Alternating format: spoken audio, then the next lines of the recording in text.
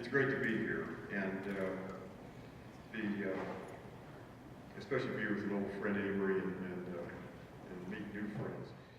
I'm going to be as brief as one can be, but the theme of disruption is an intriguing theme. You may think it's going to be a mistake after this talk. I come from a long line of North Carolina preachers. My family goes back in the state to the 1700s. And they were part of the Mecklenburg ruckus back in 1750 or 60 or whatever it was. You may know your American history better than I do. But as with the DNA of a preacher, the old motto of preaching to comfort the afflicted and afflict the comfortable is part of my message. Now, my take-home message has to do with the theme of the conference, and that is very simply, put energy, your work and energy, whatever you do, put it into a big context. It is the linchpin of a much bigger conversation that we have to have. That's the take-home message. To start, what I'd like to do is say thank you, first of all, to Sean, who's done a terrific job. You all trained him extremely well, and we benefited from that. And my admiration for Appalachian State was always high. When we went into the stratosphere, we got to know Sean, saw the kind of people that you produce here. Jed Moody, I can't see where you are, but Jed, you've done a fabulous job. Anybody that can put there you go, all of these people into one room with the president and assistant, that is an amazing piece of work. So thanks for your leadership. And the other people that have made this event possible. Hayes and Keenan Smith, two alums, you're the kind of alums that institutions really died for.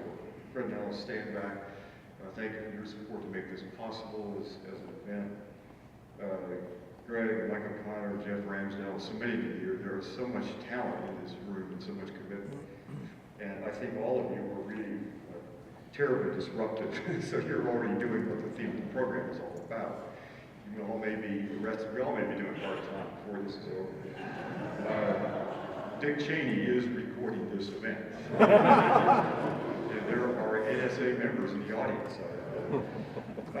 After Amory's talk last night, I changed this talk. I'm not going to say what I had come here to say, but Sean is here to talk about the Orbital Project. Long story short, the phrase full spectrum sustainability simply means that in this little laboratory setting, what we've done at Orbital was, first of all, back in the 90s, the first substantially green building on a U.S. college campus. It is, and again, thanks to the work of Sean, it's gone over the top as being an entirely solar-powered building. Last year, it generated 144% of its energy needs. The year before that was 150%. 2013 dropped a little. 2014 dropped a little bit because of the weather in the north, but we'll be over 100%. And it's a zero discharge building. The standard was drinking water in, drinking water out. And then the question for us, that's a little 14,200 square foot building, and the question was whether we could take that model and take it up to a higher scale. So the Orbital project is to take that model into the city of Orbital, a city of 10,000 with a poverty rate of over 28% at or below the poverty line. We're in the heart of the Rust Belt. Detroit is 84 miles away across a straight line, across Lake Erie. Toledo's to our west an hour or so. Youngstown is about an hour and a half to our east. We're Rust Belt. And that used to be the part of the economy that drove this nation. That was the auto and steel industry. So the goal was to take what we learned at the Lewis Center, raise that up to a level of a small city. And the question there becomes, can you power a small city by efficiency and sunlight? Can you make a prosperous economy and a sustainable economy? Can you make a place that joins all the parts of sustainability? We've gone about sustainability in a lot of ways as a series of one-off challenges. So we do sustainable agriculture and energy stuff and building and education and urban renewal and so forth. But all is a series of one-off things. The question for us was, could you begin to join those in a way that the parts reinforce the larger whole, where 2 + 2 is 22? I think we're on the path to do that. We'll open late 2015, the first, I believe it's the first entirely solar-powered hotel and conference center anywhere in the world. And then the next step for us is, can we take that model to a third level? Can we take that up to on the Lake Erie Crescent? So from Flint, Detroit, Toledo, all the way over to Youngstown, Ohio, can we begin to apply that model? And can we use as the driver of that model the power of investment and purchasing by major educational institutions in that region, and also sports teams and hospitals, and redirect part of it. This is a trim tab adjustment. This is nothing new, but trim tab adjustment to redirect investment totaling about $1 billion into smart growth, renewable energy, and sustainable agriculture, local foods. Those are all things going on. So that was the talk I was going to give. I'm not going to do that. But Sean is here. Oh, by the way, you mentioned Solutions Magazine. All of you as subscribers, you do all subscribe to this. Let me see your hands. Oh, folks. We've got some work to do. Your first assignment is subscribe to Solutions. You can do it online. Anyway, it's a magazine. John Todd and Paul Hawken and Bob Costanza and I started the current year. This issue has the whole issues on the Oval Project. And I'll leave this with Sean, but you all will repeat after me. I will subscribe to Solutions. After Avery's talk, I decided to do a different talk. So I got the 4 to 5 this morning to put this talk together. I'm not giving this before, so this may be a total disaster. I told Sean I left my car running out here with the door open and the quick exit out here. Amory painted last night an incredibly eloquent and I think an authoritative vision of the future. And what I want to do is to describe, that's the destination. I want to describe the questions that have to do with the itinerary. How do we get there? And I've boiled this into 10 questions. Amory talked about that future after climate has begun to heal. We're not close to that point. And so it raises issues of how we communicate, hard, bad news, and how we communicate, how we motivate, and so forth, and get to that healing point. I noticed in the New York Times this morning, Adam Hochschild, who's a great writer and historian, has a short piece on the outbreak of World War I. And one of the assumptions, this is the 100th-year anniversary of the outbreak of World War I. And one of the assumptions that virtually every national leader had, certainly Kaiser Wilhelm, was that this would be a short, quick war. It'd be easy.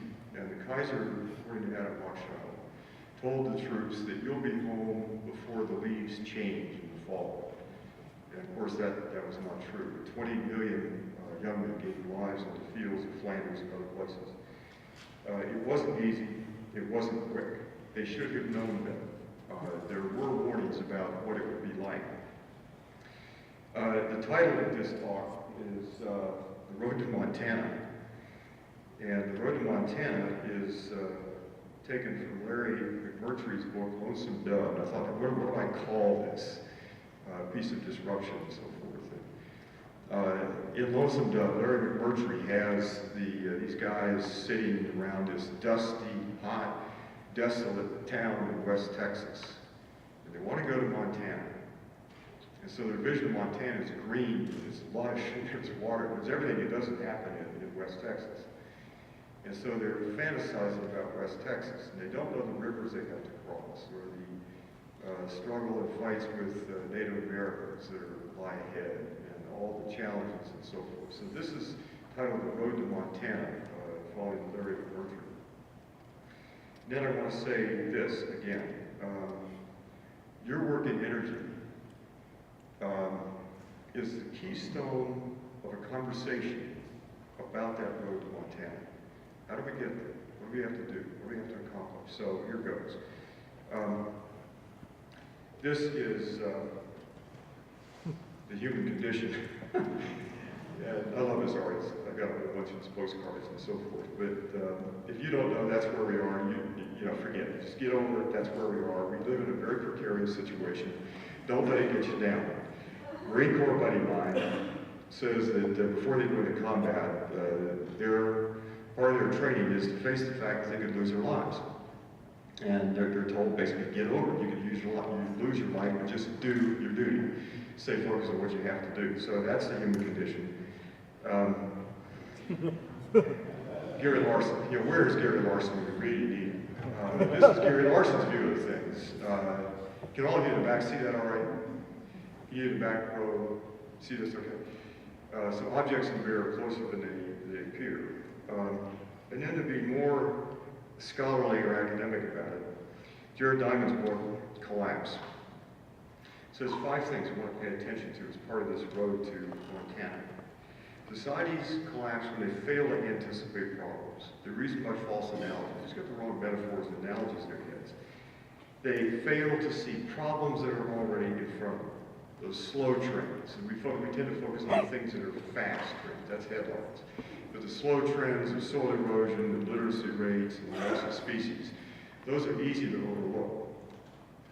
And then they collapse when they fail to solve problems that we have. Garrett Hardin's essay on tragedy of the commons, or the work on groupthink and denial. We live in a society that does a lot of groupthinking and in a lot of ways very badly denial. Societies collapse when we can't solve problems, what Thomas Homer Dixon calls an ingenuity gap. They're simply too big to solve. And so we simply fail because we got ourselves into a mess. Or overwhelmed by complexity, what many years ago a futurist called a crisis of crises. It isn't one thing, it's lots of things. And for the reasons Amy described last night, they tend to be interlocked.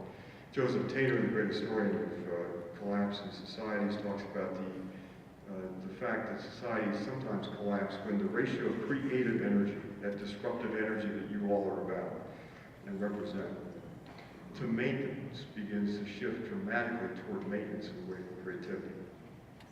And then they fail when elites simply abandon ship and walk away. And one of the issues now is that simply the lack of empathy in the society that tends to overlook when elites begin to overlook major problems. So here are my 10 questions, 10 issues. And the first is simply whether we have the will and the wit to survive. And this is a little bit like what I'm going to describe. It's a little bit like remember those quadratic equations you did in high school math?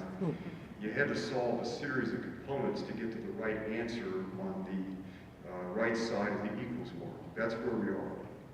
The graphic on the screen here is one taken from Nature magazine. Nature is the British counterpart to American Science. And what they did was this. They looked at a whole series of variables. So think of this as something like the dashboard, the cockpit of an airplane. So you have a series of different things. And the circle here in the center is the safe space that we have. As long as we stay in that circle, we're okay. So that's this space right here. Is this not working? I guess it doesn't work over the projection.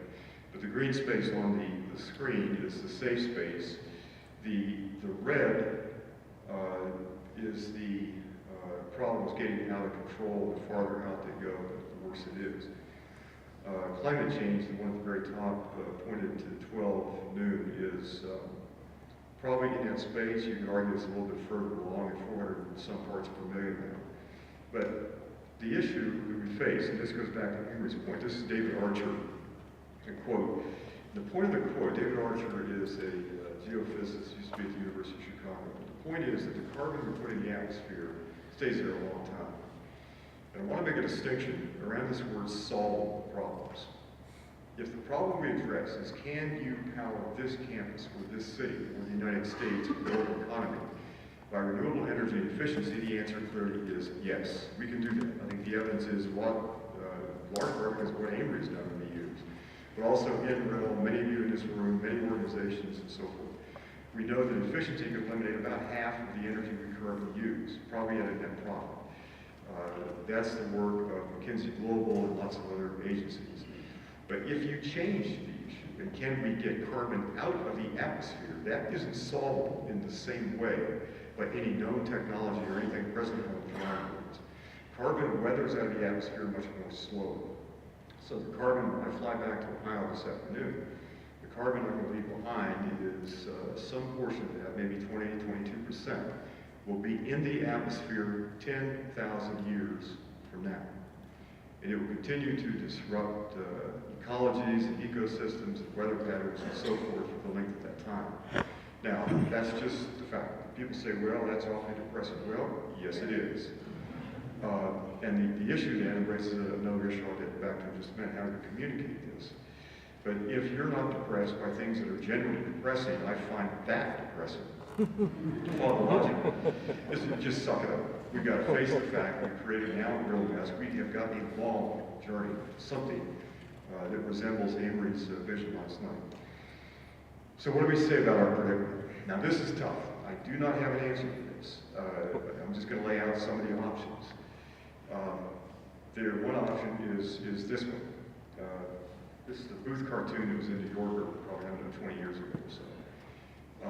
And the parishioners are chasing Reverend Millstone out of the service. And then if you look closely at the cartoon, what he has down the right-hand side is the church billboard. And Reverend Clayton Millstone was preaching on "Are we all prostitutes?" You know, I found that funnier than you do.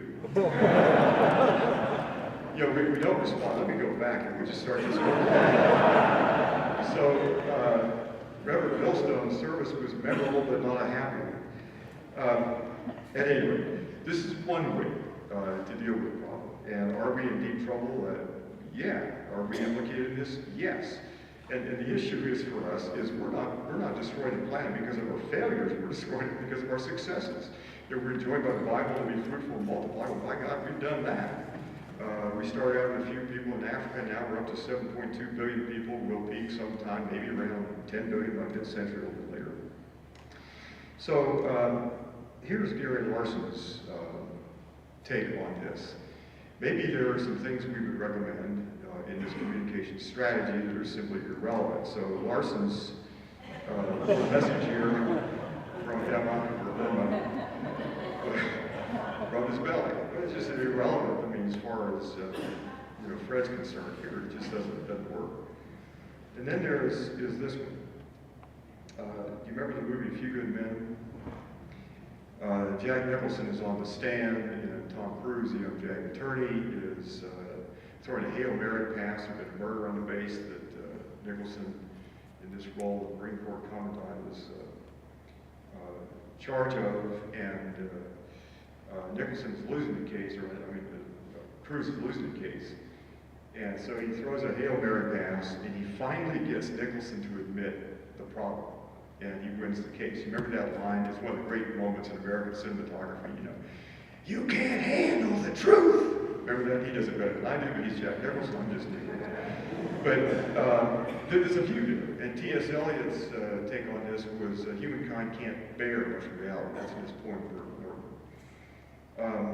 on the other hand, in Winston Churchill, on the screen, Churchill, bombs falling on London. It doesn't go on BBC and say to the British people, you know, this is a absolutely wonderful time for urban renewal. We can finally build the city, the London that Christopher Wren wanted us to build back in the 17th century. He doesn't say that. He says, I have nothing to offer you but blood, toil, tears, and sweat. Now, the question is, what do we tell them? And I frankly don't know. This requires a good bit of psychology. The point of this is, I'm not arguing the viewpoint here. Maybe we don't tell the truth to the public. Maybe we keep it to ourselves. Maybe we have a communication strategy that talks about opportunities and so forth and so on, which has a hollow ring if you happen to be caught in one of the islands about to go under because of sea level rise, or you're caught in a famine because of a long drought, a climate change-driven drought in Africa or in central USA. But this raises an issue, how we communicate, and I'm no expert in that. But the point here is that this ought to be part of a large conversation. This should be a big conversation. And so members of psychology departments ought to be in gatherings like this to talk to you. How do you communicate? How do you tell the truth without paralyzing? And that was Avery's point last night. That I don't know. I suspect that if you get cancer or have a heart problem and so forth, you want the doctor to tell you the truth. Does the same work at the scale of a society? I don't know. But I think it takes leadership of a considerable sort to be able to tell the truth. When Abraham Lincoln was asked about slavery, His answer wasn't to describe it as an economic problem for slaveholders. He didn't say, well, you know, if they just put more machinery there, you can make more money, because it's, you know. No, he said, if slavery is not wrong, nothing is wrong. And so he put it in a moral context. He simply told the truth. What do we do about climate change? What do we do about this long journey to Montana? How do we tell that it's going to take some? There's going to be some casualties on the way. There's going to be some bad news in between. I don't have an opinion about that, frankly, but we have to face the issue. Here's the third problem, or third question. There is a old Islamic tale that goes back to Return of the Millennium. It's called The Tale of the Jinn. And in the tale, animals are given voice and sentience. And they're in what we would now call the jury box. And it's humans that are in the dock. It's us on trial. And the animals have to decide whether we stay or whether we go. And so the eagles and the snakes and the turtles and the fishes are all there in the jury box, and they have voice, they have sentience, and it's their choice about whether we stay or go. At Oberlin, where our students are all very progressive and suffer advanced states of angst in many cases, I have offered this as a subject for discussion and for possible papers in my intro course in environmental studies years back. They would automatically conclude, no, humans don't deserve to survive. We're evil, we gotta go. And that's just part of their Presbyterian makeup. Although they're not Presbyterian, most of them never darken the door of church anyway. But, and then you think about it for a while. We're the race that figured out where we have a problem. We're the first species to have to show, as far as we know, interspecies compassion. We're the first species to understand how the universe works and how we got into this situation. We have Mozart, Beethoven, Abraham Lincoln, Mother Teresa. I mean, so then they make a more complicated case. Now, the point of this is this. To get to Montana, how do we know that we deserve to arrive in that paradise? And if Abraham Lincoln were here, he would put it something like this. If we knew why we deserve to be sustained on Earth, we would know better how to go about it. You follow what I'm saying? Yes. This is a point we have, do we deserve to survive? In fact, we want to survive, be sustained, is in some ways irrelevant, but do we deserve it? And if we thought that we did, we'd be better equipped to actually be sustained. There's a third or fourth issue here. What kind of economy? The economy has run us into a ditch, the way it's presently conceived. This is not an argument for or against capitalism. I think we'll probably will have capitalism as long as we have civilization, and we need some way to incentivize people to do good things. But the difficulty is this. You can read the screen. I'm not going to read the screen. I'm doing the worst possible thing you can do with PowerPoint. Have people read slides. It's a terrible thing to do. But anyway, the first item tells the tale. The laws of the economy started, or said to have started, with Adam Smith, who wrote Wealth of Nations in 1776. But the laws of the way the planet works are 3.8 billion years old. So we compare 238 years of, quote, the laws of economics with 3.8 billion years of the way the Earth has worked as a physical system. And trying to calibrate those two has proved to be difficult.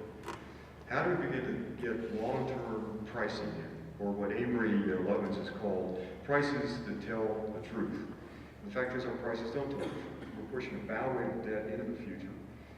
We're pushing climate change and the cost of biotic impoverishment and acidic oceans and so forth off onto the future, and so we cast a long shadow in the last point I make in this sequence. We need a new kind of economy.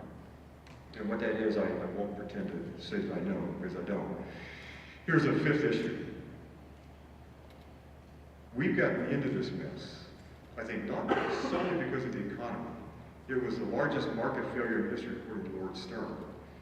But climate change is also, before that, it was a failure of governance. The first warning given to and given by the U.S. President on climate change was given by Lyndon Johnson, both to and from, in 1965. We still have no de jure in climate policy. In the past life, 10 years after that, in 1976, was a small part of Jimmy Carter's transition team. And Carter wanted a paper on the most important environmental issues the administration would face, and so I got assigned to do that. And for that paper, I called Amory Lovin's in, and Herman Daly, and Eugene Odom, the founder of modern ecology, and 8 or 10 other people, and we assembled what was called the Wolf Creek Statement. That statement still reads well. That was 1976. We still do not have a de jure climate policy. This is a major issue of governance. And part of the issue is the very privileged position corporations have. In 1886, a Santa Clara County decision which is said to have given corporations legal personhood. You and I are persons, we can be in one place at one time, we die, our assets are limited, we are moral creatures, and so forth. Corporations are no such thing. And that's not argument against or for corporations, but they're a very different kind of entity, they're an abstraction. And so, because of that decision, it's something that the public, I think, accepted and still reluctant does. But it creates some problems for us. And so, all the way down to Citizens United, which privileges the corporate role in giving in campaigns, which has created it difficult for us. The suspicion about corporations goes back to Thomas Jefferson. It comes through all of our history. This happened to be Abraham Lincoln's misgivings about it in 1864. We saw corporations selling tainted blankets and defective weapons to Union armies in the Civil War. And then there's this issue of wealth. We're said to be a democracy, and it's very easy, as Plato and Aristotle told us a long time ago, for democracies to slide into something else, and various kinds of tyranny. One of those forms of tyranny is oligarchy, or plutocracy. And in this country, if you look at the very, very top, the 1/10% you get in this room alone 400 people that have more net wealth than the bottom 185 million. That's not an argument for socialism, it's just simply to say that you can't run a democracy if wealth is that concentrated. And the same thing is happening at the global scale. And then our political dialogue, for reasons that you would know as well as I do, has shifted dramatically to the right. I grew up as an Eisenhower Republican in Western Pennsylvania, but Eisenhower would not even be, he wouldn't even be a Democrat in today's parlance. Things have shifted so far to the right. And the future, whatever it is, we have to figure out how to get past left and right, liberal and conservative, to something that begins to ally ourselves with the interests of the future. We need people in the political arena who don't think of liberal and conservative. We need both. And it's a perfectly good, valid position to be a conservative, a real conservative. Libertarian is a little bit different. And liberal. Both wonderful words, flip sides of the same coin. And at any time in your life, you'll be liberal on some issues and conservative on others. We're a mixed bag. We are not one or the other. But some people make a lot of money by confusing us about this. We've got to begin to move to a very different kind of politics where we think of the present and the future, not right and left. And then, as George Orwell told us, we need to restore the integrity of public words. The words patriotism, what does that mean from your perspective? What should it mean? If we take America at its very best, what does it mean to be patriotic relative to species and to land and air quality and the rights of future generations? What's a patriot? We confuse that with gun-toting and all kinds of things that fit this macho image of America that has done so much damage. And what's real conservatism? Edmund Burke, the founder of modern conservatism, in a wonderful book, Reflections on the Revolution in France, written in 1790, talks about us in the present generation of being midway between a distant past and a distant future. We're trustees. And our job, as he put it, was to pass on an entailed inheritance, which meant governments and institutions and cultural things and libraries and all the apparatus of civilization on from our generation to those yet to follow. And liberalism has been an open, innovative attitude. When you talk about being disruptive, that's a liberal view of things. Conservatism is a very different view, but we need both. And we need people who are conservatives and say, wait a minute, hold on, do the math, think about this a little bit more.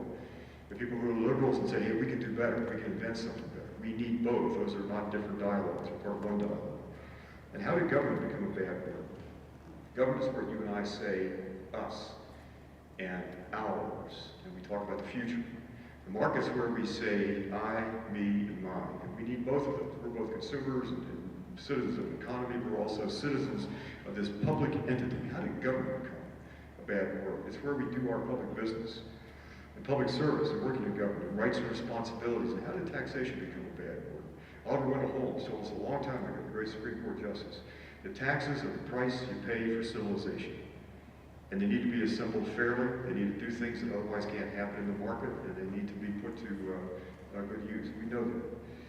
And then, is it possible?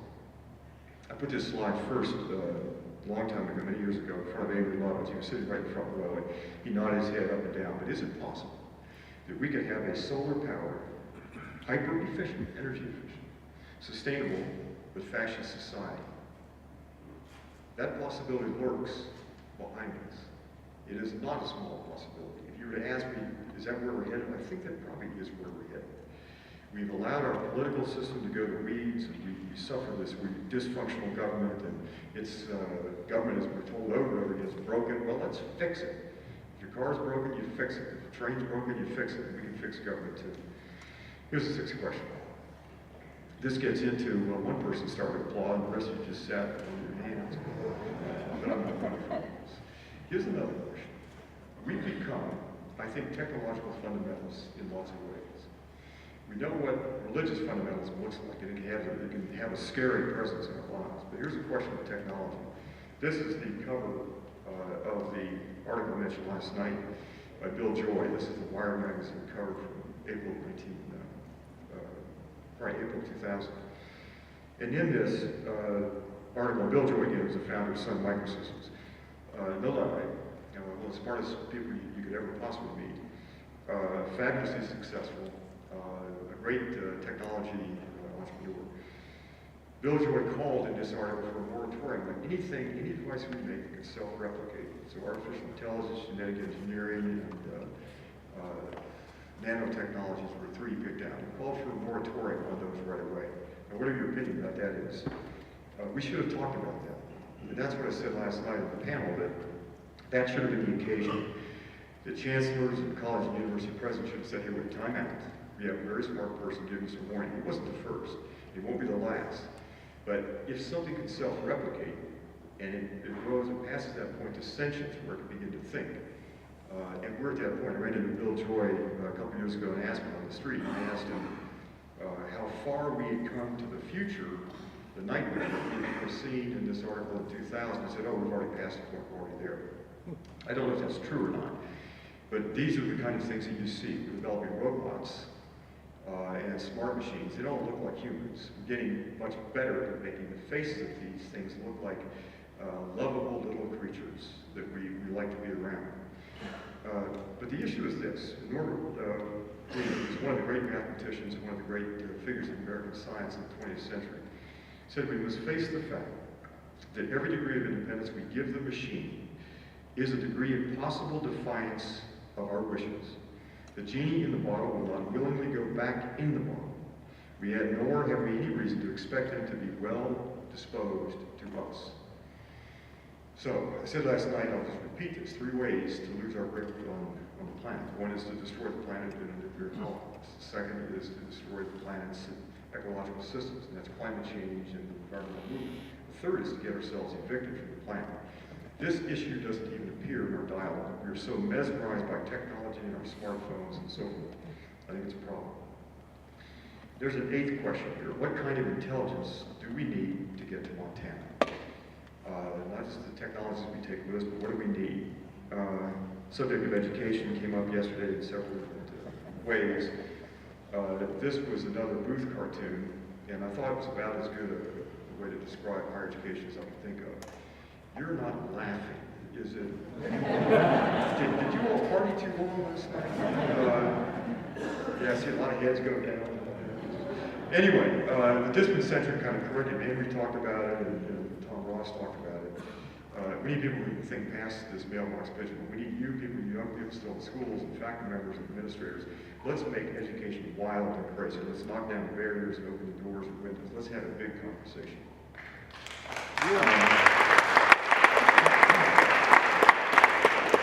Now, here's part of the difficulty. And this is part of the honesty, and again, I don't know how to communicate this. I just want to lay it out there because I think it's true. If we're coming out of the Holocene, that's the central brackets on the screen. And the Holocene is the era in which we became what we become. So in the Holocene, that past 10 or 12,000 year interlude, the climate was abnormally stable. much more so than it had been for a good bit of Earth history. That's the era in which we did everything we've done. That was our poetry, our art, our music, our culture, everything we've done, our ups and our downs as civilization. We're now told that we've entered what is being called the Anthropocene, which is simply, the big complicated word, it simply says that we're now the drivers on the planet.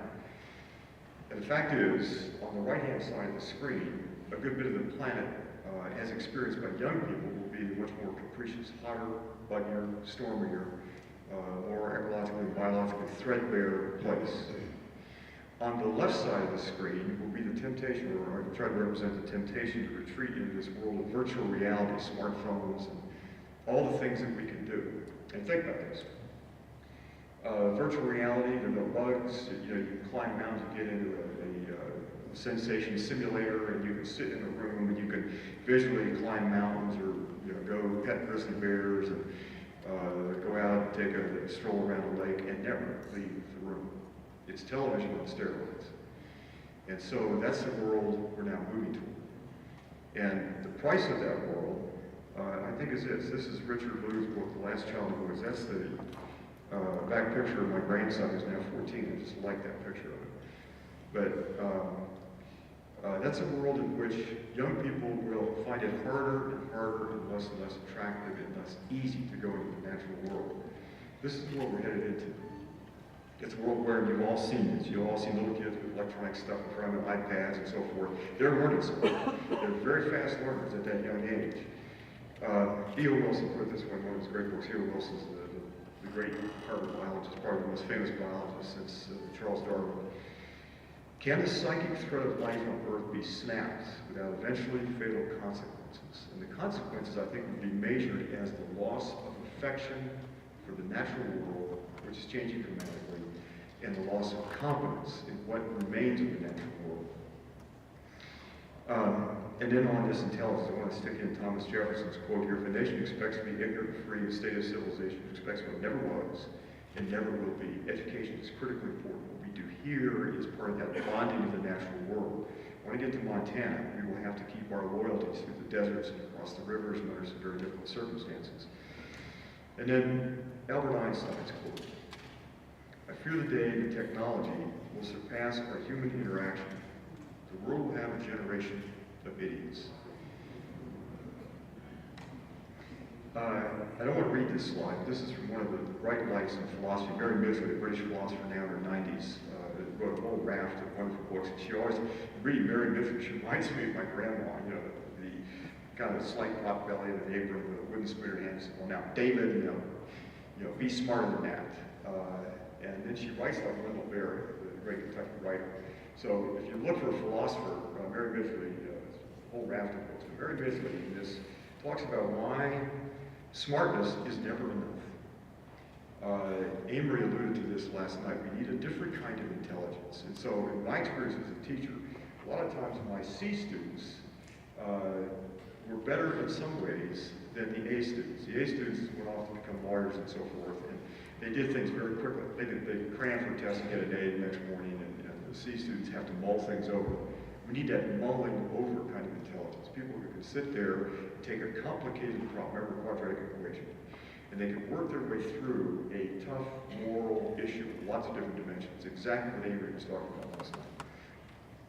Then for you students out there, there's this issue of what do you do with yourself? And that's kind of the ultimate question. And you're in a great place. You have great mentors here at Appalachian State.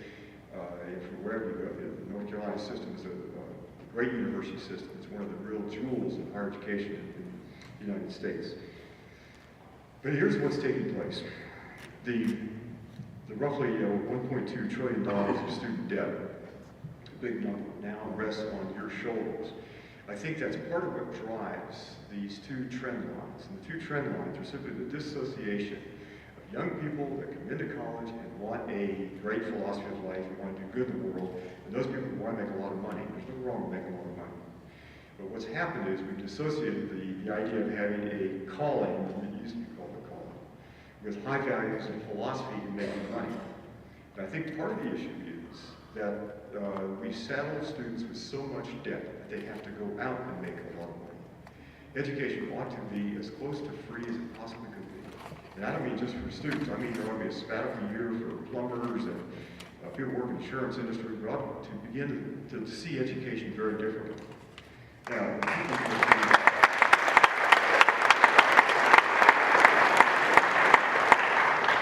since you responded to that, let me say this. Wouldn't it be something if we said to everybody, you get a semester off for whatever you do, we'll pay for it, public expense. You go to college, university of your choice. Do anything you want, take whatever courses you want, but we'll pay for that. Think of the infusion of ideas, and creativity, and innovation, and the increase in morale in the public. And instead, we make life hard, we fight over minimum wages and all kinds of things, but we ought to be able to invest in intellect and spirit in this country. But imagine people here in Watauga County and throughout Western North Carolina coming back here for a course. Whoever they are, whatever degree they have, they don't have to be able to get into a college. They have to just be able to get here and sit in a class. Whether it could be Shakespeare or energy technology or whatever, or anything in between. On the screen, Thomas Burton, Trappist monk, one of the great people in American religious history in the 20th century, one of the great writers on religious subjects. He wrote his memoirs. His memoirs were called Seven Story Mountain. And as a Columbia University graduate, he was asked by the Journal of the Columbia University Alumni Magazine to write about how success, what made him a success, and so forth. His answer was to students, be anything you like, be madmen, drunks, and bastards. Remember, this is the Trappist one. Bastards of every shape and form at all costs avoid one thing, success. And of course, what he was writing about was success is we typically measure making a lot of money and doing all this kind of stuff. Nothing wrong with making money, but it's the purpose. Money is a means, not the end. And sometimes we lose sight of means and ends. But what he was calling for students to be anything you like, but be yourself. Find a life, a career, get a calling before you have a career. Imagine, I think this is a horse and a wagon. The horse, the thing that pulls the wagon, is your sense of what you are in the world. That's your calling. That's why you're here. That's my Presbyterian upbringing. We use that word a lot. And then the wagon is the thing that you do. That's your career. And I know way too many people at my age or younger who have been successful in a career, but they didn't have a calling. And think of it. And people like friends of Avery and I have a mutual friend, Ray Anderson, who's a great businessman, the founder of Interface Car Corporation. Ray, in 1995, had a successful corporation, making a lot of money, was famous, and he was the largest carpet tile manufacturer in the world. Didn't have a calling. And then he wrote a book by Paul Hawken, The Commerce, the Ecology of Commerce, and began to see his business in a very different way.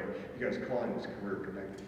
Became the best example, I think, I knew, of somebody in business, making money, but then putting it all to good purpose. And there are lots more beyond him. And then my last question on this road to Montana is this. What about those who make the journey after us? Will there be a Montana for them? This is the U.S. Constitution preamble. We, the people of the United States, in order to form a more perfect union, establish justice, ensure domestic tranquility, provide for the common defense, promote the general welfare, and secure the blessings, liberty to ourselves and our posterity. Ordained and established this Constitution of the United States of America. Now, if you go back to 1789, they could never have envisioned that what would happen on this continent would be what it has become. The ups and downs of it. Nor could they envision mountaintop removal. They could not envision climate change, that we would eventually change the climate, acidify oceans, all the things that we've done. They could not imagine we would cast a long shadow of posterity, but we have.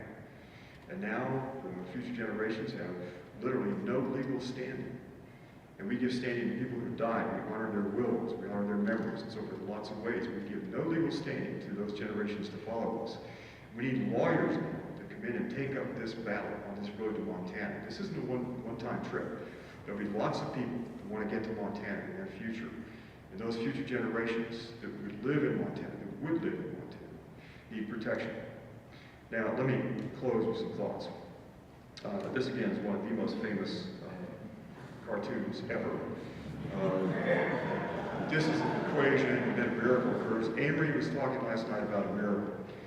And we need to think in miraculous terms. His vision was so eloquent, so wonderful, and I believe in it fervently. But making it happen is going to require us to dig deeper, think more broadly, love and cherish more effectively. And so this is part of what we have to do. When Amory, he's been the most, I've known Amory for 40 years, he's been the most clear-headed. He sometimes cites scripture, faith, there is faith, hope, and as he puts it, clarity. And I like that.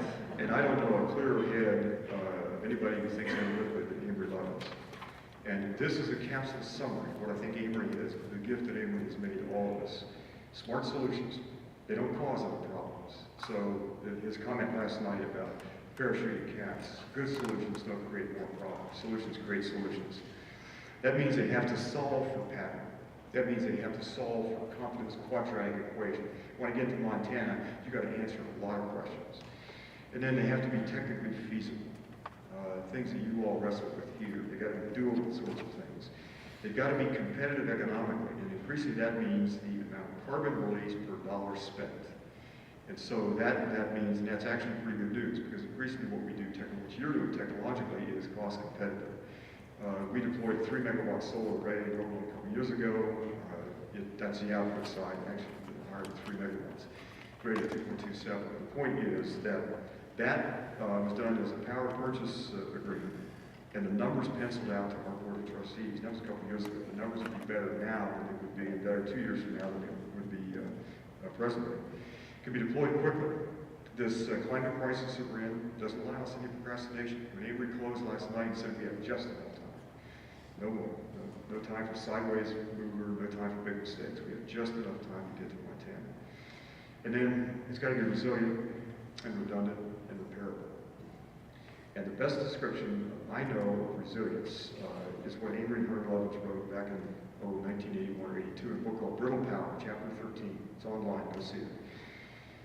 And then I hope, a couple of concluding thoughts, I hope that this world ahead, when we get to Montana, and I believe that we get there, is a world where we have deep affection for our places. I do worry about that psychic thread being cut. And affections for places like Boone, North Carolina, and the Great Mountains of North Carolina, these wonderful wild places that we still have, that we have affection. George Sturt, the quote at the top, was an old English wheelwright. He wrote a book called The Wheelwright Shop, and it's still in print from Cambridge University Press. Brilliant book. And there he talks about the age-long effort of Englishmen to fit themselves close, and ever closer into England. Change the word America or change it to Tanzania or any country. And that is the affection bonds between us and the places in which we live. Keynote, one of the great archaeologists in England, wrote about a patient and increasingly skillful love-making that had persuaded the land to flourish. Every town in England, every rural locality had its special products and skills, its delicacies and local dishes. If we get to Montana, that's the kind of affection and confidence we have to demonstrate. 2 last thoughts. Tom Berry was one of my heroes. North Carolinian, author of a raft of good books. Toward the end of his life, he wrote a book called The Great War. And every generation has its great work.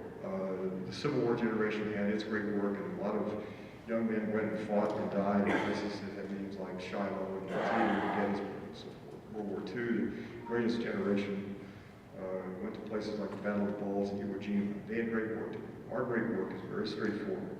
It is, first of all, we have to stabilize and introduce heat-trapping gases. That's the point of energy efficiency to solve the revolution. We have to make a transition, and we have to make it very rapid. We have to create now, we're not an island. The U.S. is part of a global world. We have to have a global bargain, some kind of survival agreement. And that means our 22 tons of carbon per person per year, this country has to go down very close to 2. And there's no army that can help us do that. There's no navy. There's no military power that can make us do that. That's a bargain. We'll have to strike with people in China and India and Europe and elsewhere. And we have to rethink our philosophy. And this is why this is a big conversation. We need something that begins to resemble this precautionary principle. We need to stop and look and listen, as he used to say, ago, changes. We need something like humility and fairness between and within generations and between ourselves and our co-passengers on this little threatened planet called Earth. And that's a different philosophy, and that's one that engages philosophy and psychology and technology, every discipline in the college and university curriculum. Howard and Martha Howard, before they died, Howard was Eugene's brother, 2 brilliant people, wrote a book called The Prosperous Way Down. I wish I hadn't used the word down. but we need a less resource-intensive view of prosperity. That's the new economy. We've been sold a pig in a poke that we thought that the more we had somehow, the better we would be, or whatever, and that simply is not true. Consumption, we know this happiness doesn't come from what you have, it comes from what you do. It comes from friends and purpose and so forth. And then we need to rethink politics as some kind of trusteeship. If we're going to go from here to Montana, we'll have to organize the way we make our decisions, and the way we set our journeys, and the way we decide to share risks and opportunities and benefits, the costs and benefits of getting to Montana. We need a different way to do the public business, and that is beginning to bubble up. It's coming up from the bottom up. We need to think about how we do our business, not only as consumers, but as citizens of this enterprise and members of this journey. Let me close with Martin Luther King. Time is very short. I don't know anybody that said any better than King did. This is one of the great state papers. This is the fierce urgency of now speech. Toward the end of that long and extremely eloquent speech, he says, there is such a thing as being too late. Procrastination is the thief of time. Life often leaves us standing bare and naked and dejected with a lost opportunity. The tide of fears of man doesn't remain in the flood, it ebbs. We may cry out desperately for time to pause in our passage, but time is deaf to every plea, and it rushes on. Over the bleached bones and jumbled residue of numerous civilizations are written the pathetic words, too late. Thank you for doing what you do. We're not going to be too late. We will get to Montana. Thanks for making that journey.